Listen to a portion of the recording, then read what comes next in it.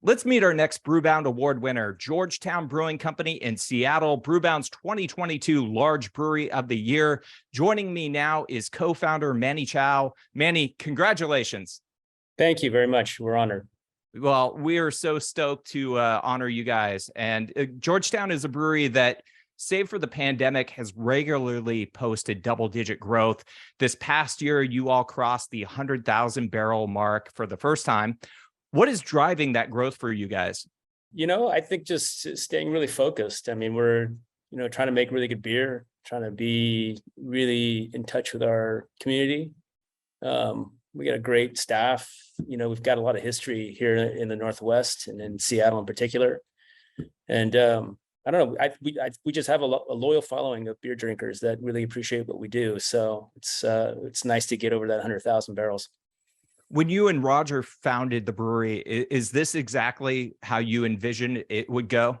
No. Yeah, I mean, you start making a business plan and then you just make up numbers, right? So when we look back on it sometimes and the numbers just kind of go up to 50,000 barrels and we kind of joke about it and laughed about it like, yeah, we're never going to get there. But now seeing what it is, it's kind of crazy to think that, we've doubled our original goal of 50,000 barrels. I have a very superficial view right now of Georgetown, and my two takeaways are you guys run a lot on vibe, and you guys are really into Point Break. You've got beers named Bodhisattva IPA and Johnny Utah Pale Ale. Yeah. Am I wrong? It's kind of a strange obsession. Yeah. I mean, it started off kind of as a bit of a joke. I think we just like to have fun with things. And then it just kind of took over. Originally our brewery, our two main beers were Manny's and Rogers, and now it's Bodhi and Johnny Utah. So we're definitely the Point Break brewery now, which is fine. I mean, it's great. We love it. I think our customers love it. We get a lot of people telling us they named their dog Bodhi or their kid Bodhi. So that's kind of fun. Where did that come from? We were trying to make a session IPA, and I had just watched Point Break for like the 20th time sitting on my couch vegging out, right? Because it's on cable, you can't turn it off. And so the next day I was thinking about something that we could sell, like, it's got to be like, 3.5%. We can sell it in the state of Utah. And it just popped in my head for some reason. I was thinking that we should name this Johnny Utah. So that's it. It was meant to be. It's meant to be, right? Yeah. Yeah, our original tap panel, we stuck Keanu's face on it, and then we're like, yeah, we probably shouldn't do that. Yeah, and you don't want that cease and desist. No, definitely not. We love Keanu. Up until about 2017, Georgetown was the largest among the only draft only craft breweries out there in the U.S. Draft only, that is. Right. What led to the investment in a canning line and the sort of shift in strategy? Yeah, we definitely set out just to be a draft only brewery. I think Roger and I we really appreciate bars and restaurants and just hanging out at those places, and it's fun for us. But we wanted to continue to grow the company, and we got to about 50,000 barrels, and we thought that the only way to grow would be to either go into cans or expand geographically. And we, at the time, really thought that it's really tough to try to sell your beer outside your home base. And that it really made sense for us to then go into packaging as well, or into cans. Luckily we did, because of the pandemic. That was tough. Yeah, I was going to say that's a very fortuitous move, because 3 years later, you guys were sort of forced into package as well. So how did you guys quickly make that transition to even more beer in package? Yeah, I mean, it was challenging. All our friends own bars and restaurants, and that's where we spent all our time. And to see a lot of them shut down, we were about 50% draft at that point still, and we lost half our business. It was heartbreaking. I think at one point we destroyed 7,500 kegs from beer just going out of date. Spent a whole month dumping beer, and it was definitely sad. But yeah, I mean, even with cans, it was challenging getting cans at the time. I mean, supply chains were challenging. It was a challenging time. Really, we made it through it just fine, but it was certainly tough. Are you feeling, I mean, we talked about it at the top, and you guys have had some incredible growth. You bounced right back after the pandemic shutdowns and all of that. and cross that 100,000 barrel mark. Are you feeling like you're in a better place now than you were pre-pandemic? Yeah, for sure. I mean, our draft numbers aren't quite to what it was pre-pandemic. And we'd like to get back to that. We still really believe that we are a draft first brewery. We still think that in order to build cool brands, we need to, have tap handles out in our local market. We think that drives a lot of our success in cans. So, I mean, for us, it's still innovating on the draft side first, and we talk about that all the time. So that's still really important for us to get back to that. But it's also, I think there's still people that are, nervous about going out. COVID's not gone. So I think people still get anxious about being in bars and restaurants. And, at some point, hopefully everybody's going to feel comfortable going back out and all the bars and restaurants will be full again. They're getting there. I hope so too. Yeah. You mentioned your commitment to bars and restaurants, and part of that commitment is Manny's Pale Ale. That's one of your flagship offerings. Yep. And it's with the one-time exception of a fundraising event in which you canned it. That's been a draft only offering. And not many companies your size have gone that route with one of their primary beers. Why is that the right strategy for Manny's? It's just part of our connection, to the bars and restaurants. It was like the first beer that we made. It's a pale ale, so everybody got crazy about IPAs, and Manny stopped growing as much, and we thought, let's just leave it alone. I mean, it's you don't want to.